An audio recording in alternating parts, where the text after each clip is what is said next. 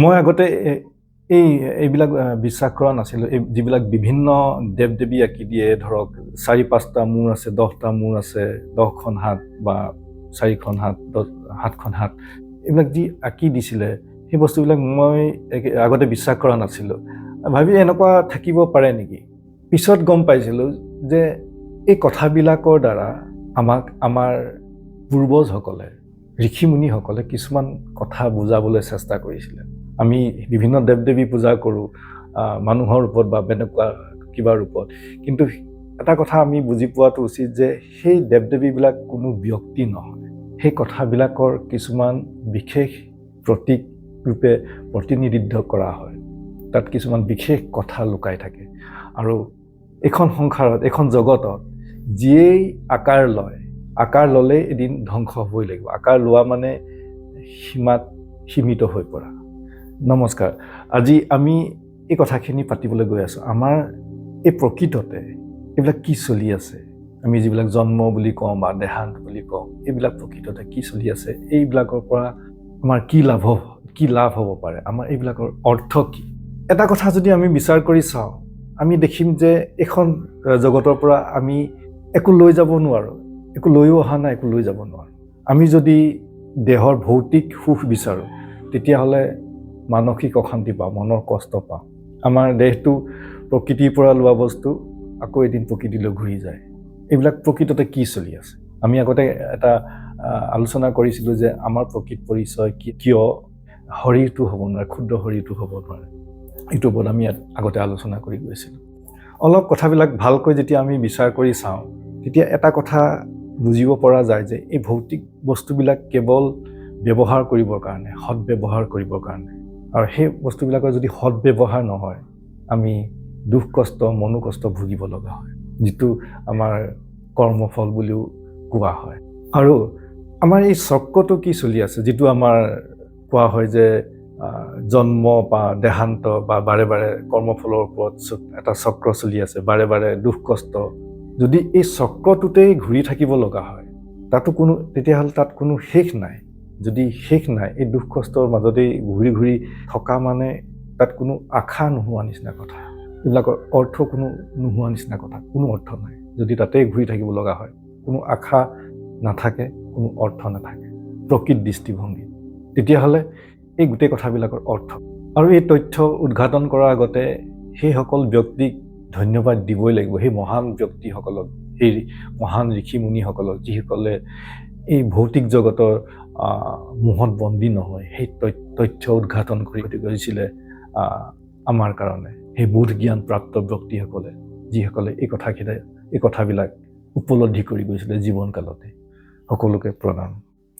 এতিয়া বিচাৰ বুদ্ধি থকা জীৱ হিচাপে মানুহে কেৱল যদি ইন্দ্ৰিয়ৰ ওপৰত ভৰসা কৰি যাওঁ, কেৱল যদি এই ভৌতিক জগতখনকেই যদি সম্পূৰ্ণ বুলি ভাবি লওঁ, আমাৰ যদি এই ভৌতিক জগতখনক যদি আমি অতিক্ৰম কৰিবলৈ চেষ্টা নকৰোঁ, আমাৰ অনুভূতিবিলাকক যদি অতিক্ৰম কৰি যদি আমাৰ উৎসটোলৈ, যিটো উৎসৰ পৰা আমি আহিছোঁ, চেতনা থকা জীৱবিলাক আহিছে, আমি ভৌতিক জগতখনকে ওপৰতেই যদি আমাৰ দৃষ্টি সাব্যস্ত হৈ থাকে, তেতিয়াহ'লে সেই কথাবিলাক আমি কেতিয়াও জানিব নোৱাৰিম। আমি আগতে আলোচনা কৰিছিলোঁ যে বিজ্ঞানেও কৈ আছে যে এই গোটেই ছবিখনৰ যি সৃষ্টি ছবি, এই সৃষ্টি ছবিখনৰ ভৌতিক জগতখন এটা ক্ষুদ্ৰ অংশহে, আৰু এইখন সৃষ্টি হ'বৰ কাৰণেও শক্তি লাগে। আৰু এই কথাবিলাক বিশ্বাস কৰা নকৰা বা নিজৰ কথা, কিন্তু যেতিয়া বিচাৰ কৰি চায়, আৰু বিচাৰ কৰি যেতিয়া সেই কথাবিলাকৰ লগত এটা এটাকৈ নিজৰ অভিজ্ঞতা অনুভূতিখিনিৰ লগত এবাৰ তুলনা কৰি চায়, তেতিয়া এই কথাবিলাক গম পোৱা যায়। কাৰণ এই কথাবিলাক কোনো চকুৰে দেখিব পৰা বস্তু নহয়, এইকেইটা চকুৰে, মানে এই আমাৰ পঞ্চ ইন্দ্ৰিয়ৰ দ্বাৰা বুজিব পৰা কথা নহয়। আৰু আমাৰ পঞ্চ ইন্দ্ৰিয়ৰ ওপৰত আমি যদি ভৰসা কৰি সত্য উদ্ঘাটন কৰিবলৈ যাওঁ, তেতিয়াই আটাইতকৈ ডাঙৰ ভুল হয়। আমাৰ এই স্থূল ভৌতিক জগতখনৰ বাহিৰেও এখন সূক্ষ্ম শৰীৰৰ জগত আছে, যিখন আমাৰ শাস্ত্ৰত আমাৰ মনটোৰ কথা কোৱা হয়। এটা কথা মন ৰাখিব, আমাৰ মনটোৱে আমাৰ শৰীৰটো মূলতে শাসন কৰি থাকে। এতিয়া সূক্ষ্ম মানে কোনো সৰু কিবা এটা কথা, সেই কথাটো বুজোৱা নাযায়, প্ৰতিটো ঠাইতে সোমাই যাব পৰা। যেনেকৈ আমাৰ শৰীৰত প্ৰতিটো আৰু কোষৰ ৰন্ধে ৰন্ধে বায়ু আছে আকাশ আছে। এতিয়া যদি আমি প্ৰশ্ন কৰা হয় এটা শিল শক্তিশালী নে বায়ু শক্তিশালী, তেতিয়া যদি আমাৰ দৃষ্টিভংগী ভৌতিক জগতখনৰ ওপৰত থাকে আমি পটকৈ হয়তো ক'ব পাৰোঁ যে শিলটো বেছি শক্তিশালী। কিন্তু এটা কথা মনত ৰাখিব, শিলটো এদিন ধ্বংস হ'ব, এই আকাৰ থকা বস্তু এদিন ধ্বংস হ'ব, কিন্তু বায়ু থাকি যাব। সেনেকৈ আমি যদি প্ৰশ্ন কৰোঁ পাহাৰটো শক্তিশালী নে পানী শক্তিশালী, এতিয়া আমি যদি লক্ষ্য কৰোঁ পানীয়ে বৈ বৈ বৈ বৈ পাহাৰটো এদিন ভাঙি দিয়ে। পানী নৰম কিন্তু পাহাৰটো কঠিন। সেনেকৈ আমি পানীক সূক্ষ্ম বুলি ধৰিব পাৰোঁ, পাহাৰটোক স্থূল বুলি ধৰিব পাৰোঁ, শিলটোক স্থূল বুলি ধৰিব পাৰোঁ, ভৌতিক বুলি ধৰিব পাৰোঁ, বায়ুক সূক্ষ্ম বুলি ধৰিব পাৰোঁ। সূক্ষ্ম বুলি বুজাবলৈ যোৱা কথাখিনি সেনেকুৱা। সেনেকৈ আমাৰ যি মনটো, যি মনৰ যি শক্তিখিনি, সেইখিনি হৈছে সূক্ষ্ম শৰীৰৰ ভিতৰত পৰে। এতিয়া আমি দুটা কথা পালোঁ, এটা হৈছে এই ভৌতিক জগতৰ পদাৰ্থ, আৰু আন এখন জগত হৈছে সূক্ষ্ম শৰীৰৰ জগত, সেইখন আমি মনৰ জগত বুলি ক'ব পাৰোঁ। মন গ'লে কাৰ্য কৰিবলৈ মন যায়, মন নগ'লে কাৰ্য কৰিবলৈ মন নাযায়।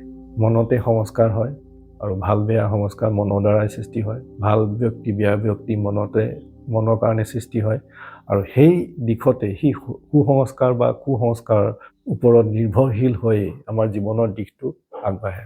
সেইকাৰণে কোৱা হয় যে মনটোৱে সকলো। এতিয়া যদি আমি এটা কথা লক্ষ্য কৰোঁ, আমাৰ যিমান যি সমস্যাবিলাক, বেছিভাগ সমস্যা আমাৰ ভৌতিক শৰীৰটো লৈ, জৰা ব্যাধি বাৰ্ধক্য আৰু দেহান্ত, এই গোটেই সমস্যাবিলাক হৈছে আমাৰ ভৌতিক শৰীৰটো লৈ। আৰু এই কথাখিনি ভগৱান বুদ্ধই এই কথাবিলাকৰ উত্তৰ বিচাৰি গৈছিলে যে, আৰু তেওঁ কৈছিলে যে ইয়াৰ উত্তৰ পালোঁ। আমাৰ শৰীৰটোকে এই কথাবিলাক প্ৰয়োজন হয়, আশ্ৰয় লাগে, নিৰাপত্তাহীনতাত ভোগে। এতিয়া কথা হ'ল আমাৰ যিটো সূক্ষ্ম শৰীৰ, যিটো মন, তাত কি এনেকুৱা সমস্যাবিলাক নাই নেকি? তাতো সমস্যা আছে, কিন্তু তাৰ সমস্যাবিলাক বেলেগ ধৰণৰ। তাৰ সমস্যাবিলাক হৈছে অপবিত্ৰতা, পবিত্ৰতা, আক্ষৰিক বা দৈবিক।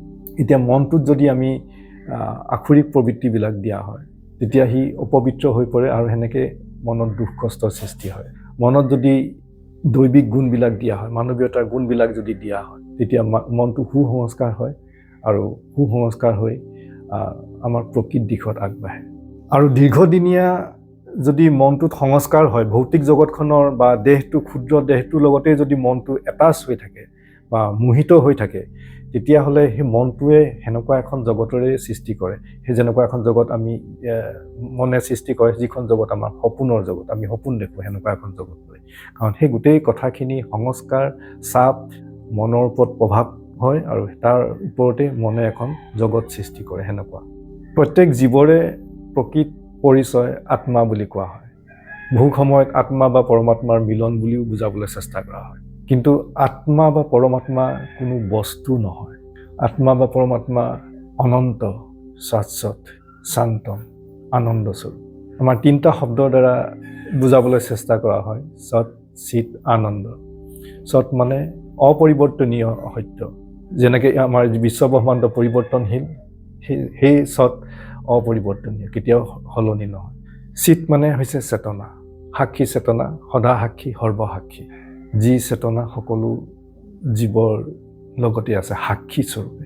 আনন্দ মানে এই ভৌতিক জগতৰ আনন্দ, এই আনন্দৰ এটা প্ৰতিফলিত ৰূপহে। আমি এই কথাটো আগতে আলোচনা কৰিছিলোঁ। এই কথাবিলাক বহুত জ্ঞানপ্ৰাপ্ত ব্যক্তি ৰামনা মহৰ্ষিয়ে কথাটো কৈছিলে যে সুখ আমাৰ স্বৰূপ, আমাৰ আত্মাৰ স্বৰূপ। আমাৰ মনটো অস্থিৰ হৈ থকাৰ কাৰণে এই কথাখিনি আমি গম নাপাওঁ। আৰু যেতিয়া আমি এই কথাটো বিচাৰ কৰি চাওঁ, আমাৰ মনটো যেতিয়া স্থিৰ হৈ আহে, লাহে লাহে স্থিৰ হৈ আহে, তেতিয়া আমি কথাটো লাহে লাহে গম পোৱা যায়। অন্যথা এটা অস্থিৰ মনত এই কথাবিলাক বুজিব পৰাটো অসম্ভৱ। আৰু আমাৰ আনন্দ স্বৰূপ যি প্ৰকৃত স্বৰূপ আত্মাৰ প্ৰকৃত স্বৰূপটোৱে আমাৰ নিজৰ প্ৰকৃত পৰিচয় বুলি আমি যেতিয়া উপলব্ধি কৰোঁ, তেতিয়াই এই আমাৰ যাত্ৰা শেষ হয়। এই বাৰে বাৰে জন্ম বা দেহান্তৰ যি চক্ৰ হৈ থাকে, দুখ কষ্ট যি চক্ৰটো থাকে, এই চক্ৰটো আমাৰ যাত্ৰা শেষ হয়। কাৰ যাত্ৰা শেষ হয়? মনটোৰ যাত্ৰা শেষ হয়। আত্মা সদায় আছে, সদায় থাকিব, ইয়াতো আছে তাতো আছে, সদায় থাকিব। সেইটো কাৰণে আত্মা বা পৰমাত্মাৰ মিলন বুলি বুজাবলৈ চেষ্টা কৰা হয়, বা সেই কথাটো কোৱা হয় যে যোনে ব্ৰহ্মক জানে সেইজনে ব্ৰহ্ম হৈ যায়, ব্ৰহ্ম মানেহে একেই আত্মা বা পৰমাত্মা বুলি বুজিব পাৰে। একেটাই কথা, একেই সচ্চিত আনন্দ।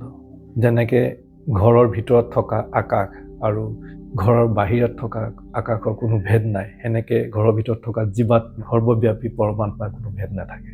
আত্মা বা পৰমাত্মা একেই। আৰু সেইটো কাৰণে মাণ্ডুক্য উপনিষদত কৈছে যে আয়ম আত্মা ব্ৰহ্মা, আত্মাই পৰমাত্মা। বা এতিয়া যদি আমি এটা কথা বিচাৰ কৰি চাওঁ, মনটো নিজৰ একো পৰিচয় নাই। আমি যি ভাৱ দিওঁ তাৰ ওপৰতে মনটোৱে সংস্কাৰ গঠন কৰে, মনটোৰ ৰূপ সেইটোৰ ওপৰতেই মনটোৱে এটা ৰূপ লয়। শৰীৰটো হৈছে প্ৰকৃতিৰ বস্তু। এই গোটেই শৰীৰ বা মন এই দুটাৰে নিজৰ একো পৰিচয় নাই। আৰু মনটো যেতিয়া হতগুণলৈ আহে, মানৱীয়তাৰ গুণবিলাকত মনত বিকশিত হয়, তেতিয়াই মনটো লাহে লাহে আমাৰ চেতনা, আত্মাৰ যি চেতনাৰ ওচৰলৈ কাষ চাপি আহে। আৰু তেনে অৱস্থাত সুখৰ সান্নিধ্যটো বাঢ়ি যায় আমাৰ জীৱনত। আৰু যেতিয়া একেবাৰে ৰজগুণ, তমগুণ আৰু সতগুণ এই তিনি গুণ অতিক্ৰমি যায়, তেতিয়া গুণাতীত বুলি কোৱা হয়, তেতিয়া মনটো একেবাৰে নিৰ্মল হৈ পৰে। তেনেকুৱা অৱস্থাতেই সেই সুখানুভূতিটোৰ কথা গম পোৱা যায় যে আনন্দ স্বৰূপ। আৰু এই কথাবিলাক আমাৰ বহুত জ্ঞানপ্ৰাপ্ত ব্যক্তি, এনলাইটেন ব্যক্তি বা যিবিলাক ব্যক্তি কোনো নিস্বাৰ্থ, গোটেই জীৱনত নিস্বাৰ্থভাৱে থাকি গ'ল, সেনে ব্যক্তিয়ে সদায় ঘোষণা কৰি আহিছে। আৰু সেই কথাটো আমাৰ শাস্ত্ৰটো বাৰেপতি কয়, উপনিষদত বাৰেপতি কয়, ভগৱত গীতাত কৈছে। আৰু সেই কথাটো আমি নিজেও অনুভৱ কৰিব পাৰোঁ যেতিয়া আমাৰ মনটো স্থিৰ হৈ আহে।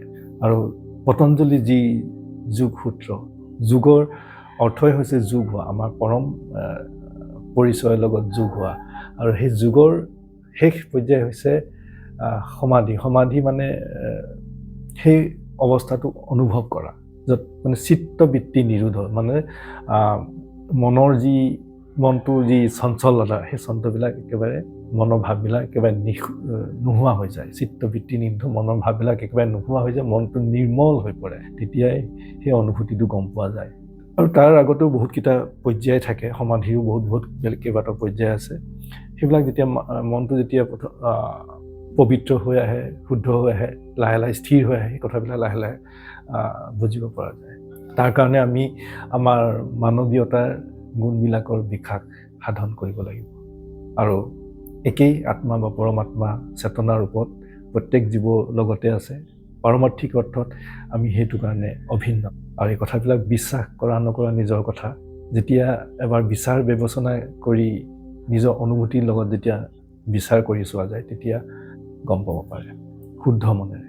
নমস্কাৰ।